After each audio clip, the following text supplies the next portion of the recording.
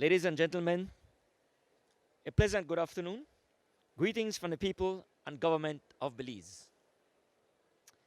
I want to thank you very much for the invitation to today's side event on fisheries law enforcement and international and Caribbean instruments on transnational organized crime in the global fishing industry. As the Minister of the Blue Economy and Civil Aviation, I am pleased to be part of this panel. Belize, in recent years, initiated a successful fisheries conservation and management framework that has sustained our small-scale fisheries.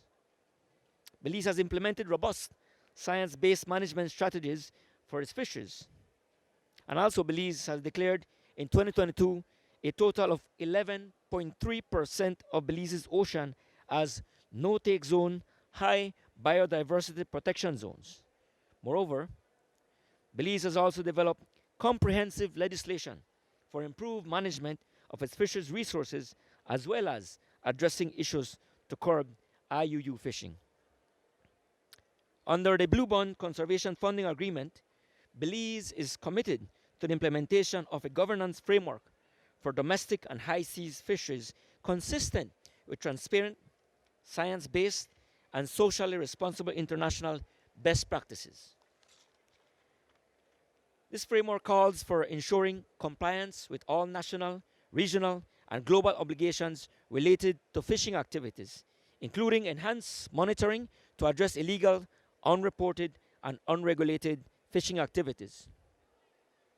We also recognize the need to collectively fight against IUU fishing, and together, countries must continue to implement tangible actions to curb these illicit activities, both at the regional and international level. Central to the sustainable management of our fisheries resources is the combating of IUU fishing and transnational organized crime. IUU fishing, we recognize that it undermines the advancements made globally in strengthening fisheries management, thus impacting national economies and livelihoods of fishing communities. We too, as I would like to add, as how my colleague minister from Jamaica shared instances, especially with queen conch and lobster. And it's unfortunate that we have to reach to these decisions, as our colleague mentioned from Jamaica, to close the conch season for 2 years. This, I'm sure, must be recognized as necessary evil to combat what is in. Our country recognizes that we are in danger as well, that it is very vulnerable. And while the conch season, the conch products and lobster as well is very much a big part of the blue economy in Belize, we recognize that it is precariously on a dangerous side that we must be monitoring very closely. In fact, this weekend was the end of the conch season because we met our quotas, and that is part of what we do is by setting quotas. But we are under existential threat of the regional and foreign invasion of fisheries there, and that is very much a serious threat. Also, educating our people about the size of the conch that it must be harvesting. So constantly, not only we're talking about using technology, but it also entails education, educating our people who are also involved in this.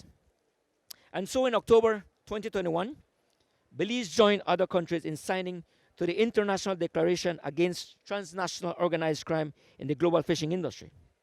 The Copenhagen Declaration complements the 2010 Castries Declaration on IUU fishing, which provides CRFM member states with a harmonized framework to combat IUU fishing. In addition, Belize has also adopted the 2019-2029 Regional Action Plan to prevent, deter, and eliminate IUU fishing in the WCAF Sea member countries. Furthermore, Belize adopted the 2018 OSPESCA, the Organization of Fisheries and Aquaculture in Central America. This strategy is to prevent, deter, and eliminate the IUU fishing in territorial waters and fisheries community. In 2020, Belize implemented a modernized and robust Fisheries Resources Act, which creates the requisite legal framework for sustainable fisheries. This new act establishes high fines and penalties which serve as deterrents in addressing illegal fishing. The act also makes some provisions similar to the US Lacey Act, which has fines and penalties for fisheries-related offenses committed contrary to the laws of another state. The COVID-19 pandemic devastating impacts on our economies and increasing threat to our resources by climate change and climate variability makes the fight against IUU fishing even more urgent and critical. It is crucial that new and innovative tools be employed that integrate modern technology in the monitoring and controlling of our small-scale fishing fleet.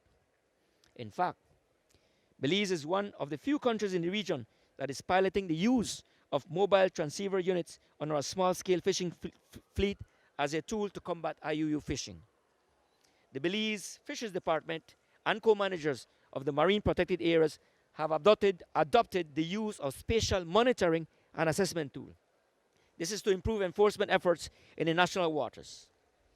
We are hopeful that our local efforts can provide effective examples and tools for our neighboring countries to improve the monitoring, control, and surveillances of fishing operations.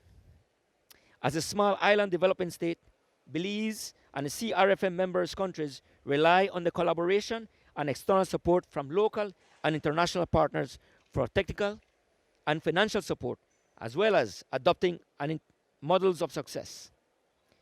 Likewise, we invite the global community and partners to share experiences in tackling IUU fishing and organized crime in the global fishing industry through improved legal frameworks and use of modern technologies.